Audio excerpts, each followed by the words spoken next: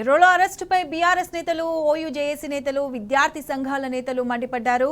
దళిత వర్గానికి చెందిన ఎర్రోలపై ఇంత దుర్మార్గం చేయడం ఏంటని ప్రశ్నించారు. ప్రశ్నిస్తే ఇంత వేధింపులు ఎందుకని ఆగ్రహం వ్యక్తం చేశారు. పేరుకే ప్రజాపాలన, కానీ రాష్ట్రంలో నడుస్తుంది పోలీస్ పాలన అని ధ్వజమెత్తారు. ఈ అక్రమ అరెస్టులకు భయపడేది లేదని, రేవంత్ సర్కార్ జులుంపై మరింత తెగించి పోరాడతామని గులాబీ నేతలు తేల్చి చెప్పారు.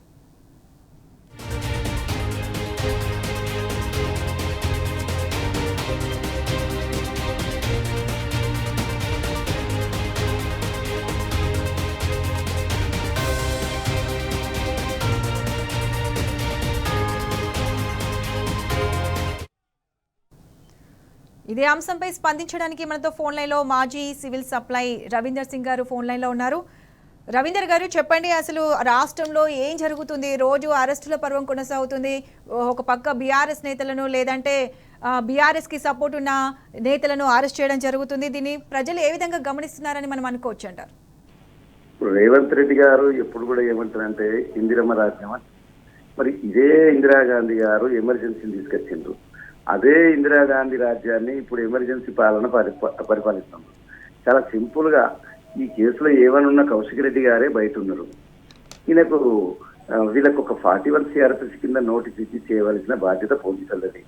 దాన్ని భయభ్రాంతులకు గురి చేయాలి, అక్కడికి వెళ్ళి ఇబ్బందులు పెట్టాలి, కుటుంబ సభ్యులకు భయభ్రాంతులకు గురి చేయాలనే ఆలోచన తప్ప ఇంకేది కాదు, వేరే విషయం ఏది కాదు.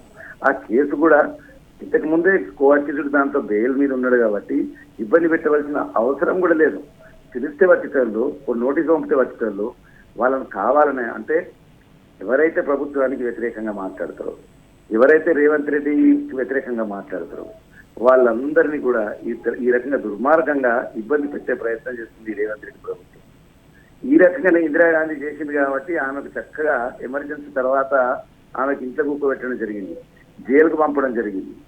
రేవంత్ రెడ్డికి కూడా అదే రోజు వస్తుంది. తప్పనిసరిగా ఈ ఎమర్జెన్సీ పాలనను మరిపించే విధంగా, ఇందిరాగాంధీ పాలన మరిపించే విధంగా ఎమర్జెన్సీ చేస్తుంది కాబట్టి ఈ రాష్ట్రంలో ఎమర్జెన్సీ పాలన జరుగుతుంది. ఎవరు ప్రశ్నించినా కానీ వాళ్ళని లోపలెట్టాలి. ఎవరు ఏ విషయంలో కానీ అడగాలనుకున్నా కానీ ఇంత న్యాయం అండి. దరఖాస్తు పట్టుకొని పోయి దరఖాస్తు ఇచ్చేందుకు పోతే కేసు పెడతారా? ఎంత ఇది ఎక్కడ రాజ్యాంగంలో ఉందా? దరఖాస్తు తీసుకుపోయి ఓ ఇన్స్పెక్టర్కి ఇవ్వాలని పోతే వీళ్ళకు దురుసుగా ప్రవర్తించారని మీరు తీసుకోవాల్సిన దరఖాస్తు మీరు తీసుకోకుండా ఇబ్బంది పెట్టే వరకు ఏ రకంగా ఉంటుంది? వీళ్ళ మీదనే కేసు పెట్టి పంపిస్తారు. అంటే కేవలం రేవంత్ రెడ్డి డైరెక్షన్లను పోలీసు వాళ్ళు పనిచేస్తున్నట్టు మాత్రం పూర్తి స్థాయిలో తెలిసిపోతుంది దీంట్లో. కాబట్టి దీన్ని అందరూ కూడా ముక్త కంఠంతో, మేధావులు, న్యాయవాదులు ప్రతి ఒక్కరు కూడా ఈ రకమైన వాటిని ఖండించవలసిన అవసరం కూడా చాలా ఉంది. కాబట్టి పూర్తి స్థాయిలో దీన్ని మేము ఖండిస్తున్నాం.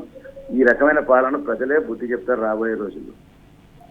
రవీందర్ సింగ్ గారు, చెప్పండి, అంటే ఈ రేవంత్ రెడ్డి డైరెక్షన్ అనేది ప్రజలకు ఇంకా రోజు అరెస్టులు అనేది కూడా బోర్ కొట్టేసి, ఇంకా అరెస్టులైనా ఇంకా మాకు ఎప్పుడు హామీలు నెరవేరుస్తామని ప్రజలు కూడా అడిగే పరిస్థితి వస్తుందని మనం అనుకోవచ్చు అంటారా? మీరు చెప్పింది కరెక్ట్. ఆయన హామీలు ఇచ్చిన 6 హామీలది కాన్సన్ట్రేషన్ లేదు. ఆయన కొత్తగా 7వ హామీ తయారు చేసుకున్నాడు. అరెస్ట్ చేయాలి. బీఆర్ఎస్ పార్టీ కార్యకర్తలకు, నాయకులకు, ఎమ్మెల్యేలకు ప్రతి ఒక్కరికి కూడా ఏ రకమైన కేసులైనా, అక్రమ కేసులు లేకున్నా కానీ అక్రమంగా తయారు చేయాలి, వాళ్ళతోటి భయభ్రాంతులు చేయాలనే ఒక స్కీమ్ పెట్టుకున్నాడు ఆయన. 6 గ్యారెంటీలో పాటు ఇది 7వ గ్యారెంటీ. ఆ స్కీమ్ను ఆయన ఇంప్లిమెంట్ చేస్తుండదు అంతే. ఎవరైనా కానీ అరెస్ట్ చేయడమే ఆయన పని తప్ప వేరే కార్యక్రమం పెట్టుకోలేదు. ఇదే ఇదే ఇదే ఇదే తెలివి కనుక ఈ 6 గ్యారెంటీల అమలులో పోతే చాలా బాగుంటుంది. ప్రజలు ఇంకా హర్షిస్తారు. ఆ రకంగా అది ఇప్పటికే మహిళలందరికీ మోసం చేసి ఉన్నాడు. ఇచ్చిన మాట తప్పిండు. ఇవన్నీ ఉన్నాయి కాబట్టి వీటిని అన్నింటినీ దృష్టి మళ్లించి, ఎందుకంటే ఈ అక్రమ కేసులు, అక్రమ అరెస్టులు రోజుకొక్కరిని మీరు చూడండి. ఈ మధ్యకాలంలో గత 2 monthsకి వెళ్ళి 3 monthsకి వెళ్ళి ప్రతి ఒక్క బీఆర్ఎస్ కార్యకర్తకు ఎక్కడనో కాడ అరెస్ట్ చేస్తారు, ఎక్కడనో కాడ ఇబ్బంది పెడుతుంది. దాన్ని పెద్దగా పేపర్లో చెప్తుంది. అంటే ఇదంతా కూడా భయభ్రాంతులకు గురి చేయాలి. నన్ను ఎవరు ప్రశ్నించే వాళ్ళు ఈ రాష్ట్రంలో ఉండకూడదు, అసలు ప్రతిపక్ష పాత్రనే ఉండకూడదనే ఆలోచనతో రేవంత్ రెడ్డి గారు, ఇంకా వేరేది ఏం లేదు. రైట్ అండి రవీందర్ సింగ్ గారు, థ్యాంక్ యూ.